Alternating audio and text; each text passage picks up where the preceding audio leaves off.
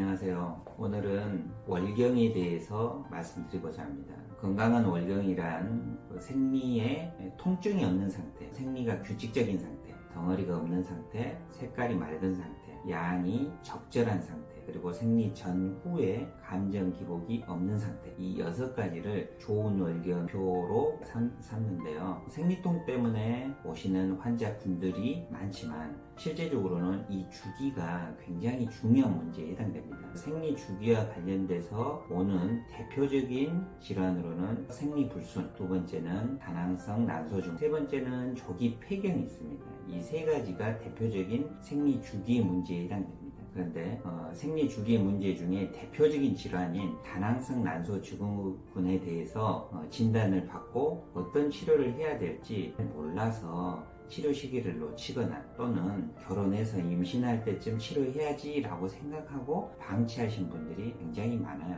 다낭성 난소 증후군이란 난소에 다낭성 난포를 가진 모습을 특징으로 합니다. 난소 안에 난포들이 다낭 형태를 띠고 있다. 이 일정하게 그 이상은 크지 않고 군락을 이루고 있어요. 운동성이 떨어지면서 난포들이 같이 붙어 있는 거죠. 포도송이처럼 군락을 이루거나 기차 형태처럼 일자로 군락을 이루면서 운동성이 떨어진 형태의 모양을 가진다. 그래서 다낭성 난포 또는 다낭성 난소의 특징을 가진다는 게 첫 번째 증상입니다. 두 번째는 무배란성 월경을 특징으로 합니다. 배란을 하지 않고 한 달에 2번씩 생리를 하거나 또는 배란이 이루어지지 않으니까 생리가 안 되는 거죠. 그래서 2달, 석 달에 한 번씩 생리를 하거나 또는 치료가 안 되고 방치된 3개월이나 6개월에 한 번씩 생리하거나 1년에 한 번씩 생리하거나 이런 형태로 무배란성 생리를 2번째 특징으로 갖는 것이죠. 세 번째는 남성 호르몬인 테스토스테론이 생성이 증가가 되는 것이죠. 다리에 털들이 증가가 되거나 또는 남성형 피부라고 하죠. 여드름이나 피부의 거친 상태가 드러나거나 또는 공격적인 성향을 띠거나 이러한 증상들을 갖게 되는 거죠. 즉, 3가지 증상. 첫 번째는 다낭성 난포나 난소, 두 번째는 남성 호르몬 증가, 세 번째는 무배란성 무월경. 이 3가지가 난소 증후군의 3대 증상이라고 할 수 있습니다. 그런데 옛날에는 무배란성 무월경이 이 다낭성의 핵심 증상이다. 배란이 이루어지지 않으니까 이러한 증상들이 일어난다. 이렇게 알려져 있었는데 최근에는 남성 호르몬 증가가 증후군의 핵심적인 병리이지 않느냐라는 관점으로 연구가 많이 진행되고 있습니다. 여성들이 전에 비해서 남자처럼 경쟁사회에서 살아남아야 되고 한 집안을 책임져야 되고 또는 자기가 1등이 돼야 된다라는 뭔가 성향적인 관점에서 남자처럼 스트레스를 받게 되면서 남성 호르몬이 증가되고 그런 모습들이 다낭성 증후군의 굉장히 중요한 핵심이지 않느냐,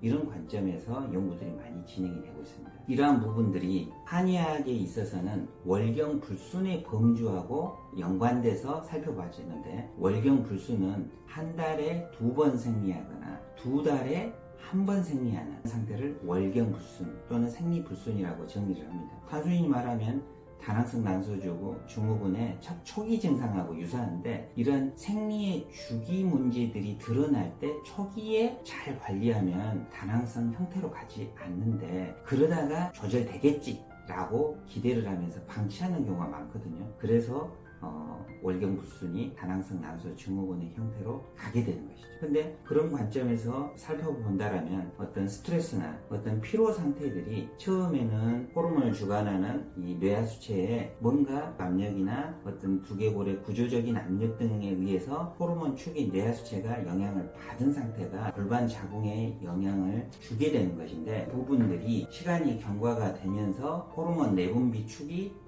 더 손상이 돼서 면역 상태까지 손상을 주는 경우가 있어요. 그래서 결과적으로는 자가 면역의 형태를 띠게 된다는 거죠. 그로 인해서 비만의 모습을 띠거나 또는 자가면역적 인자로 인해서 임신에 영향을 주고 또는 남성 호르몬 증가와 부신피로, 갑상피로 이런 호르몬 축에 전반적인 영향을 주는 병변으로 가는 경우에 다낭성 난소 증후군이 더 진화가 돼서 단순 생리불순이 아니라 내분비 호르몬 질환 또는 면역계 질환을 같이 갖게 되는 그런 병태로 발전해 버리는 경우들도 있다라는 것이죠. 그래서 다낭성 난소 증후군은 단지 생리가 잘 안 되는 거야 이렇게만 보지 말고 어떤 원인이 이러한 룰을 깨뜨리는가, 어떤 리듬을 깨뜨리는가, 이 원인들을 찾아서 진찰하고 치료를 해냈을 때 좋은 결과를 갖게 됩니다. 실질적으로는 다낭성이라는 게 바로 그렇게 출발해서 어떤 신경계적인 문제, 내분비적인 문제 또는 같이 가지고 있는 형태를 띠는 분들이 점점 늘고 있다. 그래서 단순하게 생리불순에서 주기만 맞춰주는, 즉 호르몬제만 복용해서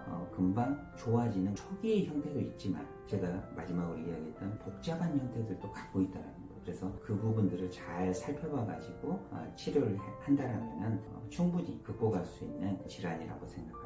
궁금한 점은 한의원에 좀 내원하셔서 상담해도 좋고 또는 카톡이나 톡톡을 이용해서 문의를 해주시면 감사하겠습니다.